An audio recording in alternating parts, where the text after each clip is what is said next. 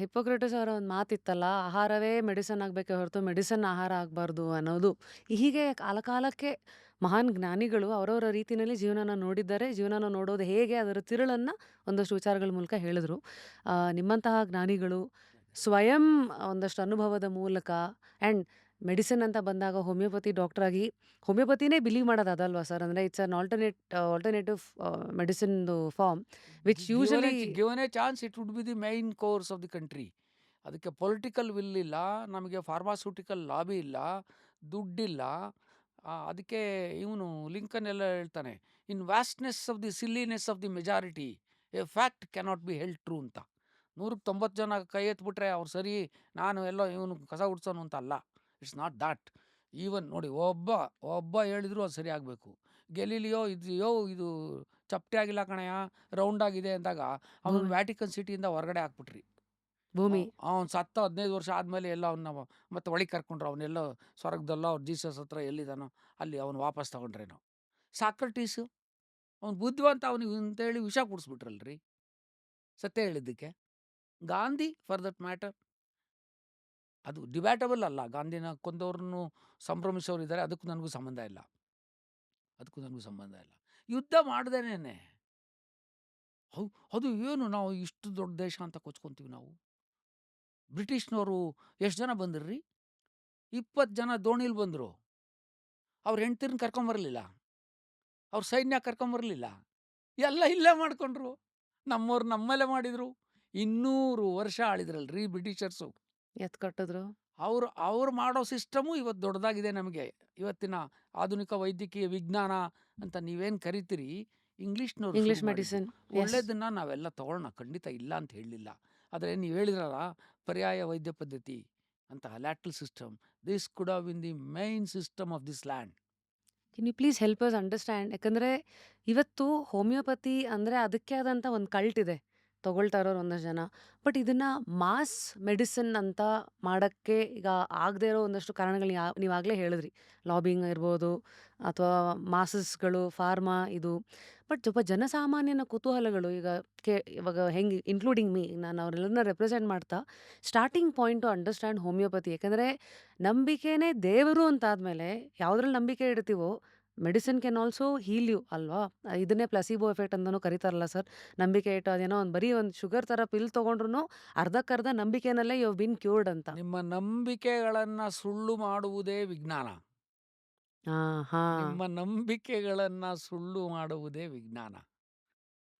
Homeopathy ಒಂದು ಅತ್ಯುತ್ತಮ ಸ್ವಯಂ ಪರಿಪೂರ್ಣ ವೈಜ್ಞಾನಿಕ ಚಿಕಿತ್ಸಾ ಕ್ರಮ. ಹ್ಞೂ. ಇದು ಯಾವುದೇ ಕಲ್ಟು ಅಡುಗಲಜ್ಜಿ ಮಾಡಿದ್ದು, ಆಂಡು ಪಾಂಡು ಎಂಕಾನಣಿ ಕಂಡಿಡ್ದಿದ್ದು ಅಲ್ಲ. ಈ ಸಿಸ್ಟಮನ್ನು ಕಂಡಿಡ್ದಿದ್ದು ಕ್ರಿಶ್ಚಿಯನ್ ಫ್ರೆಡ್ರಿಕ್ ಸ್ಯಾಮ್ಯುಯಲ್ ಹಾನಿಮನ್ ಅಂತ ಹೇಳಿ.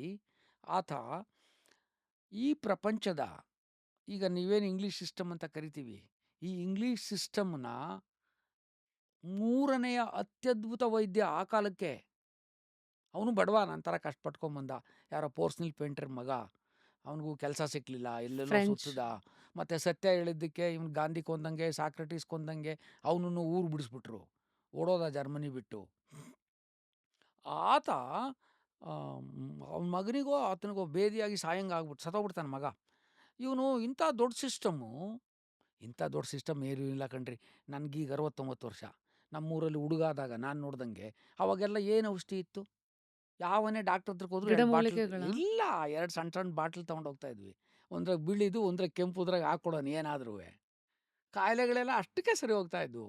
ಈ ಮಯನ ಅರಮನೆಯನ್ನು ಹೋಲುವಂತಹ ಜಗಮಗಿಸುವ ಆಸ್ಪತ್ರೆಗಳು, ಮಾರುದ್ವದ ನಿಲುವಂಗಿಗಳು, ಉದ್ದುದ್ದನೆಯ ಡಿಗ್ರಿಗಳು, ಆಹಾ ಎನ್ನುವ ಪರದೆ ಮೇಲೆ ಕಾಣುವಂಥ ಹೃದಯಗಳು, ಏನೇನು ಕಂಡಿಡ್ದಿಲ್ಲ.